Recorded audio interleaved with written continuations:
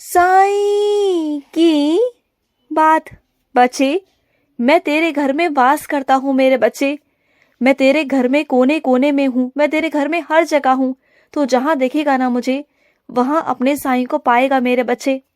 अगर कोई तेरे घर में मुझसे चिढ़ता है, नाराज होता है ना, उनकी सोच कुछ अलग होती है, कुछ जात पात को लेकर, या फिर मुझे भगवान ही नहीं मानता ना, तो उसकी बातों में आ करना तुम अपना मत छोड़ना, अपने कर्म करना मत छोड़ना। देखो, ये मायने नहीं रखता कि मैं तुम्हारे घर में मूर्ति के रूप में हूँ या नहीं हूँ, तस्वीर के रूप में हूँ या नहीं हूँ, लेकिन तुम्हारे मन के अंदर हूँ, तुम्हारे दिल के अंदर हूँ, तुम्हारे दिमाग में हूँ, तुम्हारे नाम में हूँ। साईं, जो साईं है ना मेरे बच्चे, वो मन में होना चाहिए। दीवारों पर और मंदिर में होने से कोई फर्क नहीं पड़ता, इंसान के मन में होना चाहिए। कई मेरे बच्चे तो ऐसे हैं जिनके घर में मैं विराजित तो हूँ, लेकिन उनके मन में नहीं। सिर्फ घर में विराजित हूँ, सिर्फ घर में हूँ मैं। और मैं अपने बच्चे के दिल में जगह बनाना चाहता हूँ, ना कि घर में। घर में तो है ही मेरे बच्चे, ये पूरी दुनिया, ये पूरा संसार मैंने ही तो बनाया है ना, तो फिर मुझे फर्क नहीं पड़ता। लेकिन फर्क पड़ता है तब जब मेरे बच्चे के दिल में मैं नहीं होता। और मैं तुम्हारे दिल में हूँ मेरे बच्चे, मैं तुम्हारे दिल में वास करता हूँ। तुम्हारे साथ कभी कुछ गलत नहीं कर सकता कोई। कोई काला जादू, टूना टोटका, कोई नज़र, कुछ गलत चीज़ें, ये कभी नहीं हो सकती, क्योंकि तुम्हारे अंदर मैं वास करता हूँ। तुम्हारा कुछ कोई गलत नहीं कर सकता, तुम्हारा कभी कोई कुछ बिगाड़ नहीं सकता। और सुनो, जब बार बार तुम्हारे सामने साप्ताहिक पारायण आता है कि तुम्हें साप्ताहिक पारायण करना है, तो इसका मतलब ये है मेरे बच्चे कि मैं तुम्हें संकेत दे रहा हूँ कि तुम साप्ताहिक पारायण करना शुरू करो। क्योंकि तुमने हर बार सोचा है कि मैं साप्ताहिक पारायण करूं, लेकिन तुम बार बार किसी न किसी कारण में उलझ जाते हो, किसी न किसी चीज में उलझ जाते हो और नहीं कर पाते हो। ऐसे तो तुम जिंदगी भर उलझे रहोगे, जिंदगी भर तुम्हारे पास काम रहेंगे। तुम खुद सोचो ना, तुम्हें लगता है कि आज तुम्हारे पास बहुत सारा काम है, कल नहीं होगा तो कल कर लूंगा या कल कर लूंगी, तो ऐसा नहीं होता ना। चीजें आगे और बढ़ जाएंगी, फिर तुम चाहोगे ना तब भी नहीं कर पाओगे मेरे बच्चे। बात को समझना, बात को समझने की कोशिश करो। और मैं अपने कुछ बच्चों से कहना चाहता हूँ कि अपने बच्चों पर ध्यान दो। हाँ, मानता हूँ कि तुम बहुत व्यस्त रहते हो, अपने बच्चों पर ध्यान नहीं दे पाते, उनकी पढ़ाई लिखाई पर ध्यान नहीं दे पाते, मुझे मालूम है। लेकिन अपने दिन में से ना कुछ वक्त, चाहे आधा घंटा ही सही, 15 मिनट ही सही, अपने बच्चों पर ध्यान दो। वो क्या पढ़ते हैं, क्या सोचते हैं, वो क्या खाना चाहते हैं, क्या उनके दिमाग में चल रहा है, क्या उनकी संगति है, इसके बारे में भी जानने का हक तुम्हारा है। और तुम्हारी ही परवरिश है जो आगे चलकर बच्चे में दिखाई देगी मेरे बच्चे, इस चीज़ को समझना। अगर कल को उसकी परवरिश में थोड़ी सी भी कमी रह गई ना, तो आगे चलकर तुम्हें ही परेशानी हो जाएगी। तो चीज़ों को देखा करो, वो किस संगति में उठते हैं, बैठते हैं, किससे क्या बात करते हैं। चाहे उन्हें टोको मत, लेकिन उन पर नज़र रखो, उन पर नज़र रखा करो कि वो करते क्या है। और जहाँ तुम्हें लगे ना कि वो गलत है, तो पहले दिन ही उन्हें टोक देना। दूसरे चीज़ का इंतज़ार मत करना कि दूसरी कोई चीज़ होगी, नहीं, उसी वक्त उसे टोकना। क्योंकि अगर उसी वक्त टोका जाएगा ना, तो वो आगे से ऐसी गलती नहीं करेगा, या उससे मिलती जुलती कोई गलती नहीं करेगा। इस बात का ध्यान रखना। और सुनो, आज ना मैं तुम्हारी चौखट पर आऊँगा। अब मैं ये नहीं कहूँगा कि मैं किस रूप में आऊँगा, लेकिन मैं आऊँगा ज़रूर, और कुछ ना कुछ खा के ज़रूर जाऊँगा। मुझे खिलाओगे ना, मैं खाऊँगा तुम्हारे हाथ से। और सुनो, कुछ नकारात्मक लोग हैं तुम्हारी ज़िंदगी में, जिन्हें मैंने हटा दिया है तुम्हारी ज़िंदगी से। और वो गलती से नहीं हटे, उन्हें हटाया गया क्योंकि मैं चाहता था कि तुम्हारी ज़िंदगी में ना कभी कोई नुकसान ना हो। इसलिए मैंने उन्हें तुम्हारी ज़िंदगी से हटाना ज़रूरी समझा। मुझे मालूम है कि वो जो नकारात्मक लोग थे ना, उनसे भी तुम्हारा कहीं ना कहीं कोई ना कोई काम बनता ज़रूर था। क्योंकि हर इंसान के अंदर बुराई होती है ना, तो अच्छाई भी कहीं ना कहीं होती है। मैं मानता हूँ कि वो बहुत नकारात्मक है, लेकिन उनके अंदर जो अच्छाई है ना, वो शायद किसी और के अंदर नहीं।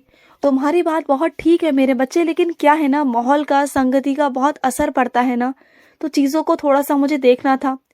उन चीज़ों को देखने से अच्छा है कि मैं उन्हें वहाँ से हटा दूँ, क्योंकि मैं नहीं चाहता कि आगे चलकर तुम्हारे लिए परेशानियाँ खड़ी हो जाए।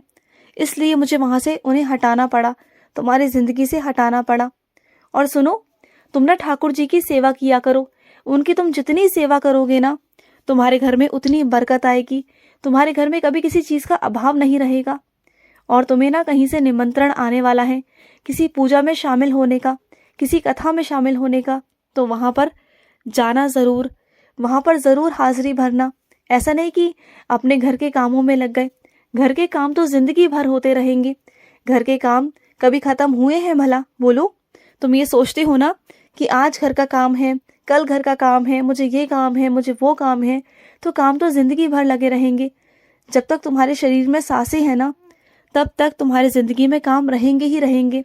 कोई ऐसा व्यक्ति है तुम्हारे आसपास जो तुम्हारे संपर्क में आकर ना बिल्कुल उसकी सोच जो है ना वो बिल्कुल बदल गई है। वो पहले बहुत नकारात्मक हुआ करता था, लेकिन जब से तुमसे मिला है ना, तुम्हारी सुगंध से, तुम्हारी सोच से, तुम्हारे प्यार से उसका मन ही बदल गया है। वो ऐसा हो गया है कि जैसे वो तुम्हारे साथ कुछ गलत चाहता ही नहीं था। उसके मन में थी चीज़ें, थी उसके मन में गलत, लेकिन आज वही नजरें ना तुम्हें इज्जत से देखती हैं मेरे बच्चे। वो इज्जत उसके अंदर आ गई, उसका मन ही बदल गया, क्योंकि वो समझ गया कि तुम बहुत प्यारे बच्चे हो, बहुत अच्छे इंसान हो। तुम्हारे अंदर कोई खोट नहीं, किसी के लिए तुम्हारे अंदर कोई बुराई नहीं, और तुम उन चीज़ों पर ना इतने प्यारे उतरे हो, इतने खरे उतरे हो ना कि उस इंसान का तुमने मन ही बदल दिया। और ये मेरा बच्चा ही कर सकता है। किसी का मन अगर कोई बदल सकता है तो मेरा बच्चा ही बदल सकता है, क्योंकि मेरे बच्चे के अंदर दया है, भाव है, ममता है, प्यार है। और प्यार में वो ताकत है ना कि अच्छे अच्छे शैतान को भी बदल सके, अच्छे अच्छे लोगों को भी बदल सके। और सुनो, जो तुम्हें रंग दिया गया है ना, वो रंग मेरे आशीर्वाद से तुम्हें मिला है मेरे बच्चे। हर रंग के पीछे ना कुछ आशीर्वाद होता है, कुछ ना कुछ संकेत होता है मेरे बच्चे।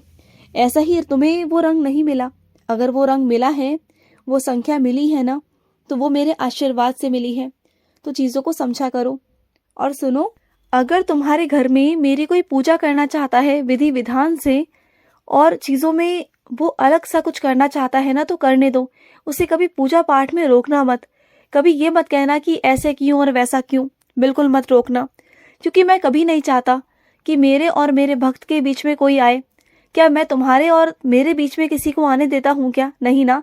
तो फिर उनके बीच में और मेरे बीच में तुम मत आना।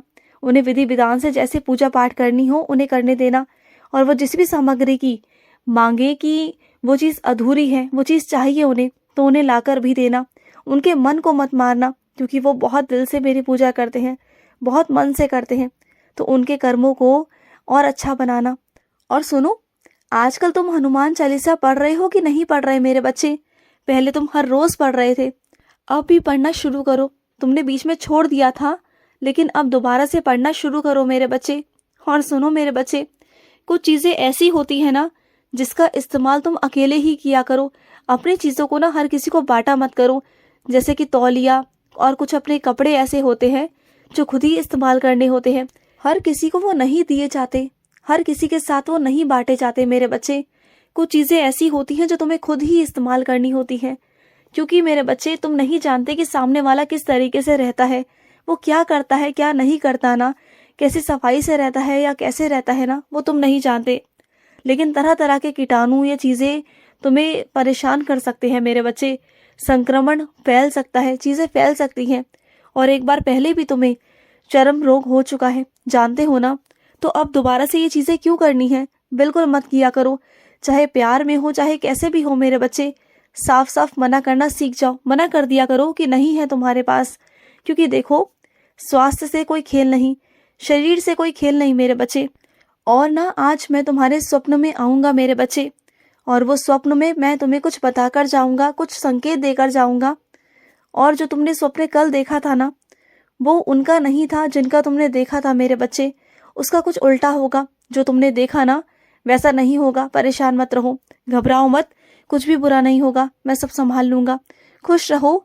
आज का साई संदेश समाप्त हुआ।